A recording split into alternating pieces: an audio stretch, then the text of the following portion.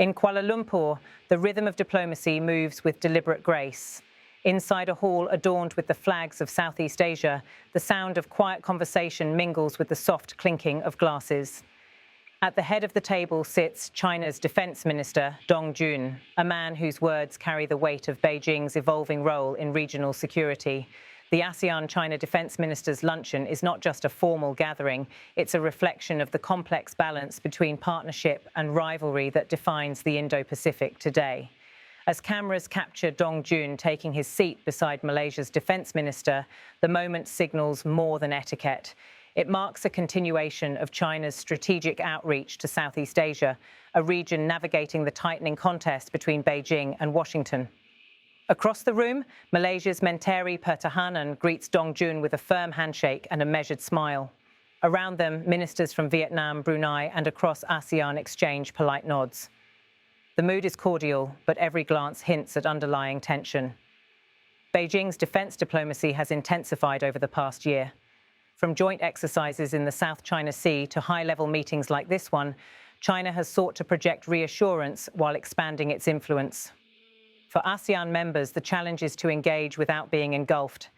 Vietnam's Defense Minister Phan Van Giang sits quietly, his expression composed. His country's long history with China, marked by both cooperation and conflict, adds gravity to his presence here.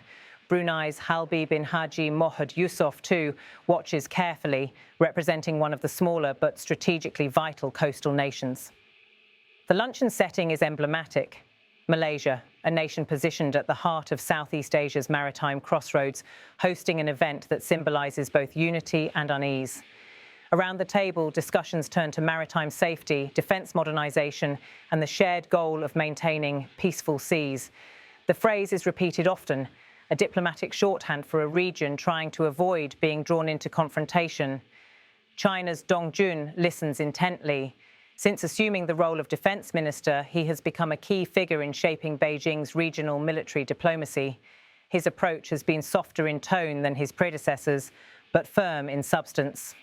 China and ASEAN share a common destiny, he said in a recent address, underscoring Beijing's preference for bilateral dialogue over multilateral arbitration. At this luncheon, the symbolism is layered. While the table may appear set for friendship, beneath it runs the undercurrent of strategic calculation. The ASEAN Defence Ministers meeting, now in its 19th edition, comes amid renewed tensions in the South China Sea. In recent months, disputes over fishing rights, navigation freedom and militarisation have reignited. But here in Kuala Lumpur, the message is one of calm engagement, an attempt to manage disputes without confrontation. The cameras pan across the room. Laughter fills the air, but even in moments of levity, every seat at this table represents a national interest. For smaller states like Brunei, Singapore and Laos, maintaining neutrality is key. For Vietnam and the Philippines, the calculus is sharper, how to assert sovereignty while avoiding escalation. Malaysia, as host, plays the role of mediator. Its leadership has emphasised balance, a policy that allows it to engage both Beijing and Washington without becoming entangled.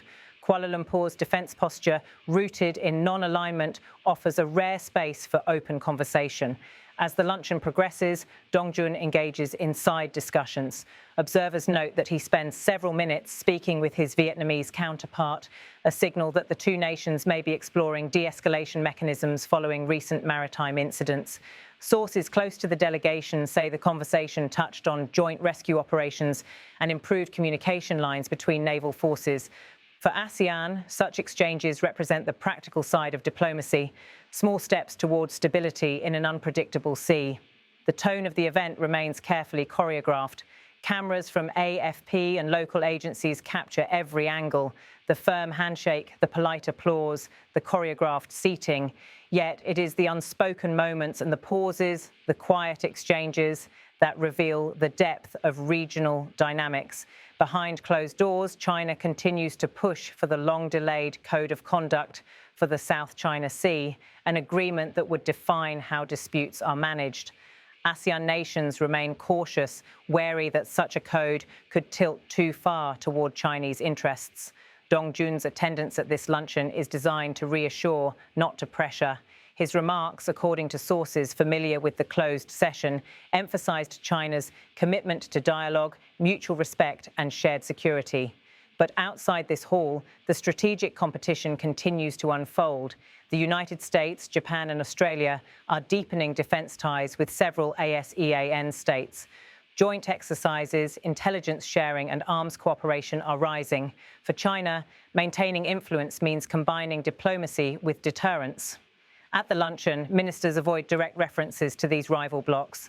Instead, the language remains diplomatic. Phrases like cooperative defense, shared stability and non-confrontational security. Yet everyone in the room knows the context. The Indo-Pacific is becoming the defining arena of 21st century power politics. Observers note that Dong Jun's body language is calm but deliberate. He leans forward as his Malaysian counterpart speaks, nodding occasionally, his expression measured.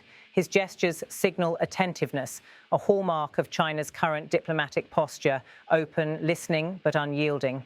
As the meal continues, the ministers discuss regional humanitarian cooperation, disaster response, maritime rescue and medical training. These softer themes serve as diplomatic bridges, areas where collaboration is less politically charged. Malaysia's Minister of Defense takes the opportunity to remind the room that ASEAN's strength lies in unity in diversity, a phrase that captures both the organization's resilience and its limits. For China, these meetings are also an opportunity to reinforce its Belt and Road military connectivity projects, joint academies, training centres and logistical hubs that extend Beijing's influence quietly but steadily. Across the table, officials from Laos and Cambodia nod in agreement, countries that have often supported Beijing's positions in regional forums. The dynamic illustrates ASEAN's challenge. Unity is easier in ceremony than in strategy. The luncheon concludes with a round of applause and the customary group photograph, a tableau of symbolic harmony. But behind the smiles, regional analysts see a deeper message. China's presence in Southeast Asia is no longer just economic. It is increasingly strategic, embedded and adaptive. Dong Jun leaves the table with calm assurance, his steps slow, his expression unchanged. For Beijing, consistency is the strategy, a constant reminder that China is both a neighbour and a power to be reckoned with. As journalists file their reports, the images broadcast by AFP and other agencies will frame the day as one of cordial diplomacy. Yet for those reading between the lines, this luncheon was part of a much larger chessboard. In the corridors outside the hall, delegates discussed the upcoming trilateral meeting between China, Laos and Vietnam, a follow-up to this gathering aimed at coordinating defence exchanges. The continuity is clear. China's military diplomacy in ASEAN is no longer ad hoc. It is sustained and systemic. Back inside the now quiet room, waitstaff clear the tables. The flags still hang. The microphones still rest on the white tablecloths. The setting has returned to calm, but the resonance of the conversations lingers, a reminder that diplomacy often unfolds not in speeches, but in silences. For Malaysia, hosting this event reinforces its role as a regional convener, a trusted ground where great powers can talk without posturing. For ASEAN, it's another effort to assert centrality, the notion that Southeast Asia must remain at the core of regional security dialogues, not merely an arena for competition. For China, this luncheon fits into a broader narrative. Dong Jun's attendance comes weeks after his meetings with Russian and Central Asian counterparts and days before scheduled talks with Pakistan and Indonesia. It's part of a web of military diplomacy designed to project responsibility and strength simultaneously. In Beijing's calculus, such engagements serve two purposes: to signal stability to its neighbours and to show Washington that the region's security architecture cannot exclude China. Across Southeast Asia, reactions to these moves are mixed. Some governments welcome deeper ties with China, viewing its military modernisation as inevitable. Others worry that too much dependence could limit sovereignty. The ASEAN luncheon, therefore, becomes a theatre of subtle signalling.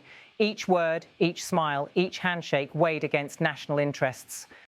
As the day ends, analysts in Kuala Lumpur note that while the event produced no headline-grabbing announcements, its importance lies in continuity. In diplomacy, the absence of conflict is itself a form of success. Outside the venue, motorcades roll away under the humid Malaysian sky. Reporters pack up their equipment, and the last sound in the hall is the soft hum of air conditioning. Yet for those watching from Beijing, Hanoi or Washington, this was not a quiet afternoon. It was a a signal that Southeast Asia remains the stage where the world's powers test their patience, their partnerships, and their resolve. Dong Jun's calm presence at the ASEAN luncheon will be remembered less for what he said and more for what it represented: a China that speaks softly, moves steadily, and continues to redefine its role in a region once defined by American security guarantees. For ASEAN, the task ahead is clear: to navigate between these giants without losing its collective voice.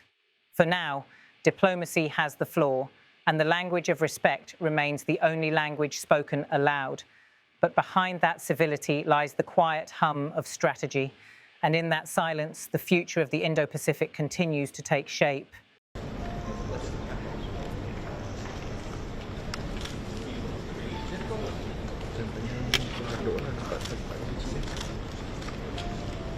Of National Defense, the People's Republic of China. Good afternoon and welcome to the ASEAN-China Defense Ministers Luncheon.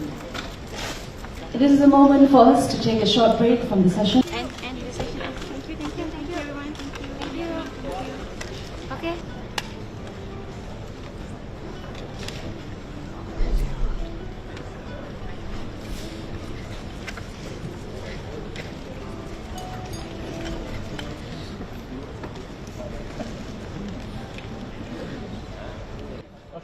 因为是阿星吗？